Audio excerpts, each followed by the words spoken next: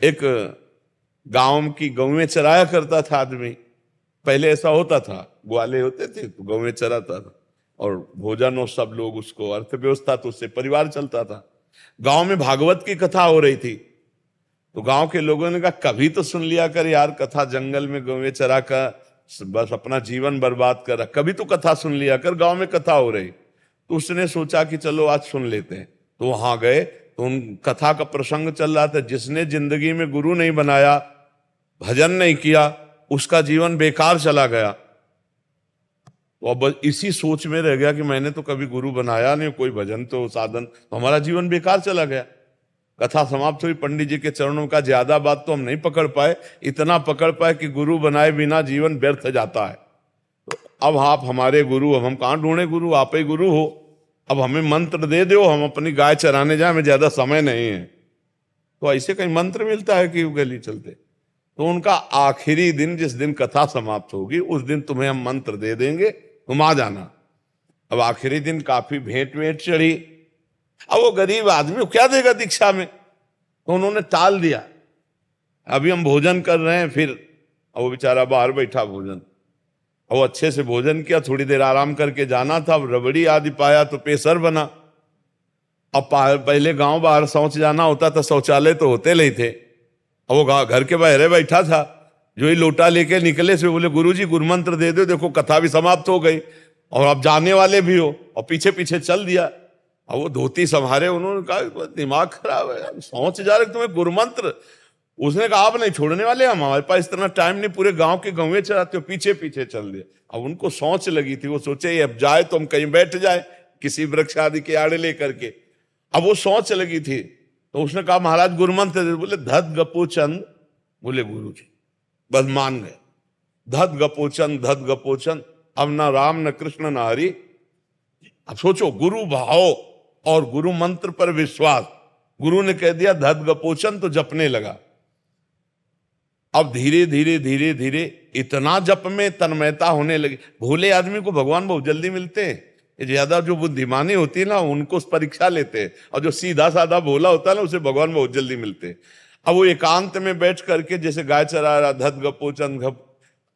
अब सब लोग सोचे कि क्या मूर्ख है, भगवान के तो बहुत से नाम हैं, गोपाल शास्त्र नाम, विष्णु, कोई नहीं मिलता ऐसा ये नाम। अब उसको इतना मनाया कि गाय चराना छोड़ दिया, अपने घर में बैठ करके एकांत कमरे में। भगवान द्वारिकाधीश जी ने कहा रुक्मिणी जी से कि आज हम एक भक्त के दर्शन करने चलते हैं। तो रुक्मिणी जी ने कहा प्रभु हम भी चलेंगे। बोले जरूर चलो, बहुत महान भक्त है, निर्मल भोला एकदम। दोनों छद्म वेश में अपने वेश को बदल करके गए, उसके घर में गए। बोले प्रभु भक्त, तो बोले हमारे भक्त अकिंचन होते हैं, ऐसे ही होते हैं।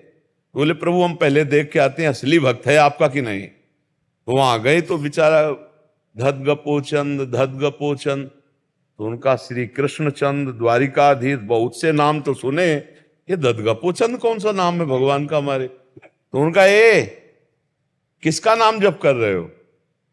अभी तक तो किसी ने पूछा था नहीं था। उसने हल्की सी आंख खोल के देखी कोई स्त्री है, तो गुस्सा में, गाय चराने वाला आदमी गुस्सा में कहा तुम्हारे खसम का जपते हैं और किसका जपते हैं।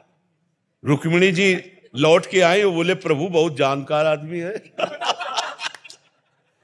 बोले प्रभु बहुत जानकार आदमी है, वो एकदम देखते ही जान गया और बोला आप हसामाने पति, बोले आपका भजन कर रहा है प्रभु, बहुत सर्वज्ञ भगत है। भगवान बहुत मुस्कुराए। बोले प्रभु एक प्रश्न हमें इस समय उठ रहा है कि आपके गोपाल शास्त्र नाम, विष्णु शास्त्र नाम, बहुत से नाम हमने सुने, लेकिन ये गपोचंद नाम कब आपका सुनो। बोले बहुत मीठा नाम है हमारा, बहुत प्यारा नाम है। बोले कब का।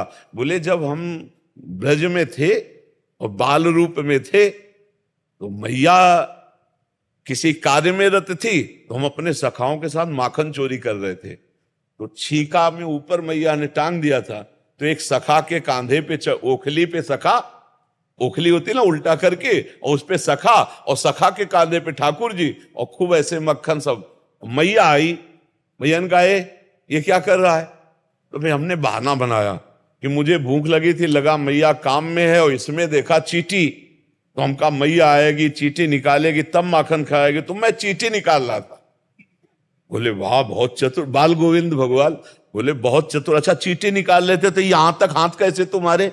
अरे चींटी ऊपर ही होती। बोले मैया जब ऐसे रखते तो नीचे चले जाती, तो मैं खबो खबो कैसे निकाल लाता। तो बोले चल लाला ये भी बात मान गई, लेकिन तेरे मुंह में यहां से मक्खन लगा, यहां चींटी निकाला कर। बोले तू समझती नहीं मैया, जब चींटी निकाल लाते तो मक्खियां ऐसे आती, तो मैं जब ऐसे करता तो वही लग गया है। तब मैया ने कहा झूठा धत गपोचल। बोले उस समय मैया ने कहा था ये हमारा नाम है। देखो उन्होंने उपहास में पंडित जी ने कहा, उसने गुरु मानकर नाम जपना शुरू कर दिया, जो भगवान के नामों में कहीं नहीं था, उसको भगवत प्राप्ति हो गई।